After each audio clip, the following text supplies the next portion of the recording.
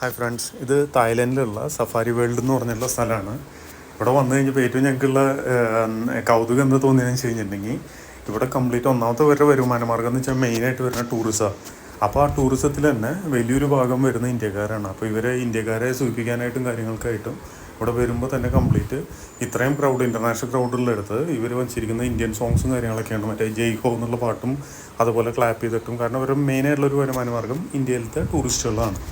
അപ്പോൾ അതിൻ്റെ ഭാഗമായിട്ട് ഇവിടെ വന്നു കഴിയുമ്പോൾ ഇവിടെ ഒരുപാട് സാധനങ്ങളുണ്ട്. ഇപ്പോൾ അത് ഡോൾഫിൻ്റെ ഷോ ആണ് അപ്പോൾ നമ്മൾ കണ്ടുകൊണ്ടിരിക്കുന്നത്. ഇതല്ലാണ്ട് ഇനി ഇത് കഴിഞ്ഞ് കഴിഞ്ഞിട്ടുണ്ടെങ്കിൽ നമുക്ക് എലിഫൻറ്റ്, അതേപോലെ ഒരുപാട് സ്ഥലങ്ങളിൽ ഒരുപാട് ഇതിൻ്റെ ഉണ്ട്. അപ്പോൾ അങ്ങനത്തെ കാര്യങ്ങൾ ചെയ്യുന്നുണ്ട്. അപ്പോൾ ഇവരെന്താണെന്ന് വെച്ചാൽ ടൂറിസം ഡെവലപ്പ് ചെയ്യാനായിട്ട്, ശരിക്കും പറഞ്ഞാൽ ഏരിയകളുടെ ലിമിറ്റ് ഉള്ളപ്പോൾ അതിലുള്ള ഏരിയകളിൽ ടൂറിസം ഡെവലപ്പ് ചെയ്യാനായിട്ട് ഒരു ചെയ്തിരിക്കുന്ന കാര്യങ്ങളാണ്. ഇതൊക്കെ ഫാമിലിയായിട്ട് നമുക്ക് വന്നിട്ട് എൻജോയ് ചെയ്യാൻ പറ്റുന്ന സ്ഥലങ്ങളാണ്.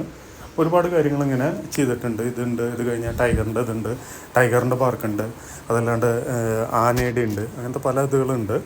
ഇപ്പോൾ ഇവിടെ മെയിനായിട്ട് വരുന്ന ക്രൗഡ് എന്ന് വെച്ച് കഴിഞ്ഞാൽ ഒന്ന് ഇന്ത്യൻസ്, പിന്നെ അതല്ലാണ്ട് നമ്മുടെ മിഡിൽ ഈസ്റ്റിൽ നിന്ന് വരുന്ന ആൾക്കാരുണ്ട്.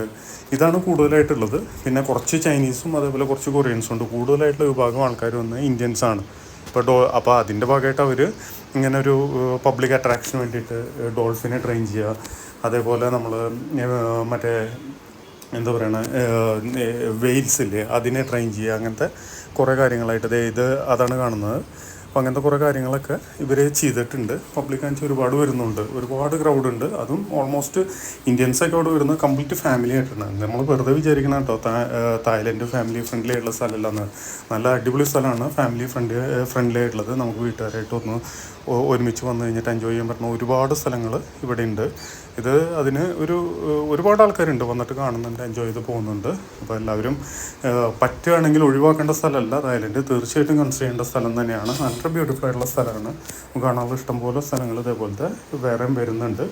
അപ്പോൾ എല്ലാവരും വരിക, കാണുക, നല്ല സ്ഥലം തന്നെയാണ്.